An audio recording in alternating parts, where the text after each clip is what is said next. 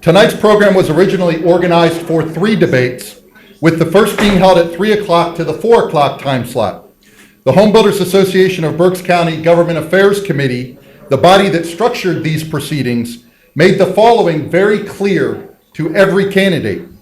If a candidate declines to debate their opponent and their opponent agrees, the accepting candidate will be given up to 15 minutes to present their campaign platform to the audience. With full knowledge of that rule, Mr. Mark Rozzi, Democrat for PA House District 126, declined to debate. The Pennsylvania House of Representatives 126th District is the only seat in Berks County which is an open seat, meaning that there is no incumbent seeking re-election. After first being elected to the seat in 1993, retiring Dante Santoni Jr. has held the seat ever since. The 126th District covers Alsace, Lower Alsace, parts of Exeter, Laureldale, Mount Penn, and Muhlenberg townships. Here to present his platform to you tonight, since his opponent declined to debate, is Mr. Jim Billman.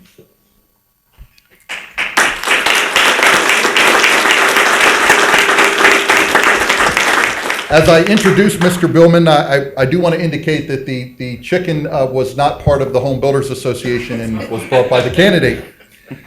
Jim Billman was raised and attended school in Berks County. Just out of Exeter High School, he joined the U.S. Army, and after his service, started his own small real estate business in 1991. He resides in Muhlenberg. Jim is active in community affairs as a Sunday school teacher and as the chairman of the Berks Patriots. He is married to his wife, Linda, and they have 5 children. Ladies and gentlemen, Jim Billman. Thank you, everyone. Well, since I don't really have an opponent, I'm just going to introduce my platform and introduce myself. I am Jim Billman. I'm running for the House of Representatives in the 126th, and I'm going to give you my platform. One of the biggest things on my platform is HB 1776 and SB 1400. Now, it was quoted earlier, the IFO report, as being inaccurate. I don't believe that to be true. When Sam Rohr was introducing a similar bill and they did the independent study, can you hear me now? Okay.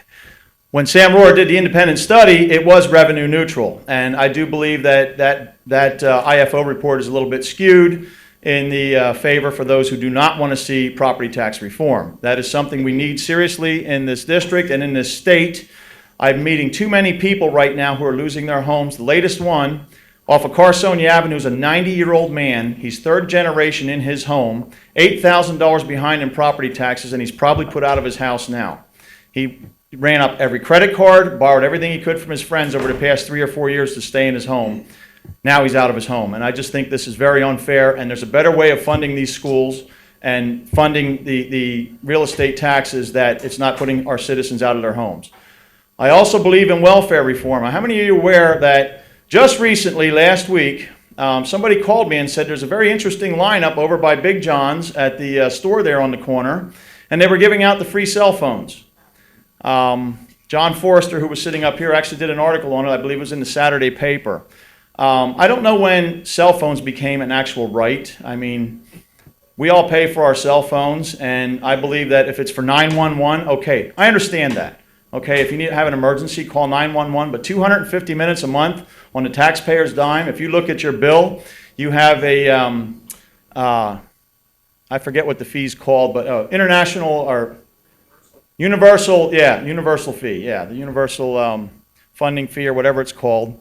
Anyhow, we're paying for those free cell phones, and I think that's unfair.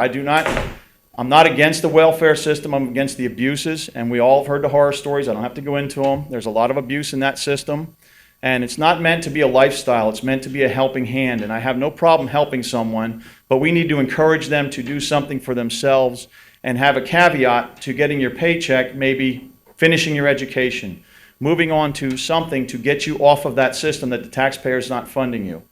And I also have community policing on my platform. What I mean by that is when I was a young man in Reading, Pennsylvania, I remember officers being actually on the streets. And they got to know their communities. Right now, we don't have that in most of our communities. As a matter of fact, I've heard a comment on numerous occasions and I'm going all over the district. It doesn't really matter where. You can pick any community in the district. And a lot of people are concerned about crime. Out in Muhlenberg Township, they're having petty theft right now, where people are breaking into sheds, stealing your tools, all kinds of things like that. We just had 2 kids caught down in Pennside who were breaking into homes and stealing jewelry and things like that. And, if the police were actually out on the streets and instead of, getting the call afterwards, if they were actually in their communities and spending time with their citizens, knowing who belongs and who doesn't belong, I think we'd have a little bit safer community. And I don't have all the answers. I'm not standing here to tell you I have all the answers, but I do know that when the police were actually on the streets, walking beats on the streets, they'd park their car, maybe walk a 3 or 4 block radius. It certainly was a deterrent to crime, and we need that kind of thing again. So with obviously lack of a debate, there's not much else I have to say. So I would like to thank the Home Builders Association for inviting me here. I would like to thank the university for having us. I'd like to thank my wife and fellow patriots and citizens for coming out tonight. Thank you very much. Thank you, Mr. Billman.